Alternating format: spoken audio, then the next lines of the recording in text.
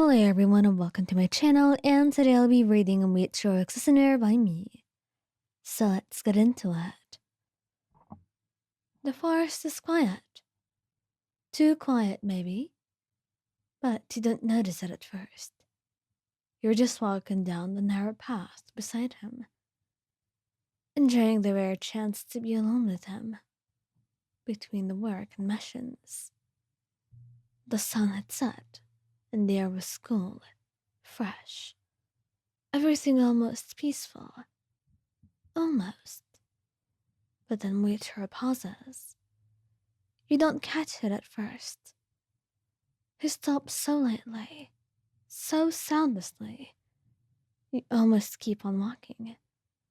His hands left just a little bit, touching your sleeve, his eyes narrowing in the distant drifting way of his. Muichiro? What's going on? What's wrong? You ask. He doesn't answer immediately. Instead, he turns his head slightly, listening to something only he can hear. His fingers tighten around your sleeve. Subtle, but unmistakable. Stay close. He murmurs, and your heart jumps. Is it a demon? His gaze flicks toward the trees, and he nods. A small one. Weak. You let out a breath you didn't realize you were holding. A weak demon.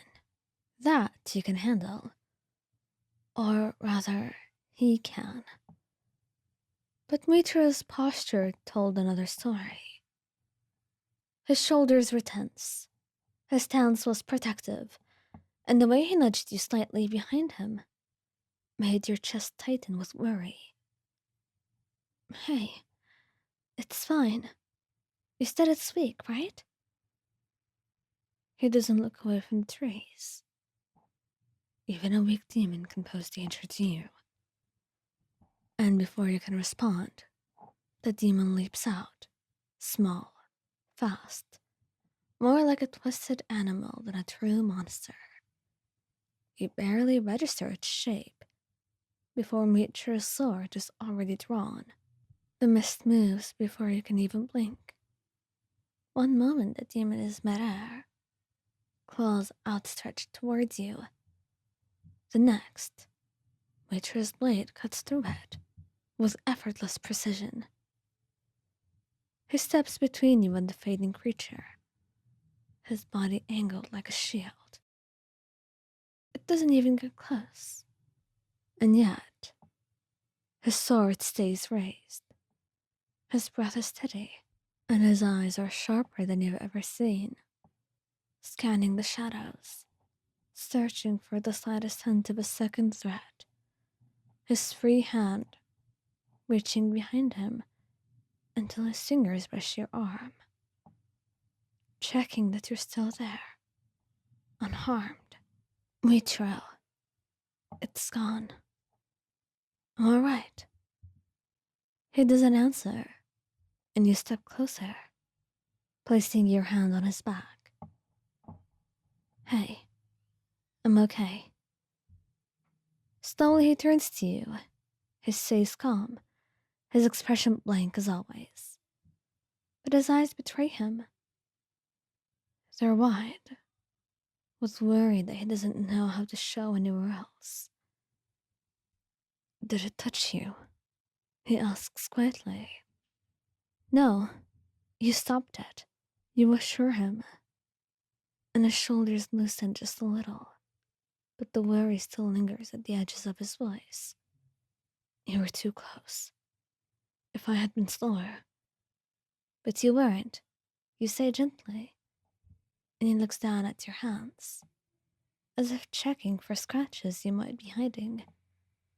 His fingers graze your wrist, soft, trembling just slightly. You're shaking. You whisper. I'm not. He just... I didn't like the way things were. You're far too close for my liking. You smiled softly. Yes, that's true. But you were here. You took care of me. And you protected me. Didn't you? He softens for a moment. The nods. Right, I did. You swallow, warmth blooming in your chest. He steps closer, not dramatically, not rushing, just quietly closing the space between you. His hand rises hesitantly before resting against your cheek. You scared me, he whispers, and you stare at him. Muichiro. You breathe out, and he lowers his forehead, pressing it to yours, his eyes half closed. I know this is our life, and I know that danger is a part of it. But if anything happens to you, Muichiro, nothing will happen to me. And if it comes to it, I'll fight back. You trust me, don't you? He nods, and you squeeze his hands. You don't need to protect me from everything. I know, but I want to. You sigh softly. You worry too much. He tilts his head slightly. I think I worry exactly the right amount. You laugh, soft and relieved. That's just the thing that you expect him to say. Come on, let's keep walking. I'll stay close. You say, squeezing his hand.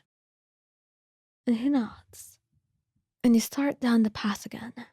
But this time, he stays at your side, just slightly ahead, slightly angled towards you. His eyes never straying too far. And every few minutes, you feel his fingers brushing yours again. And you make it home. And it's fine. It passes.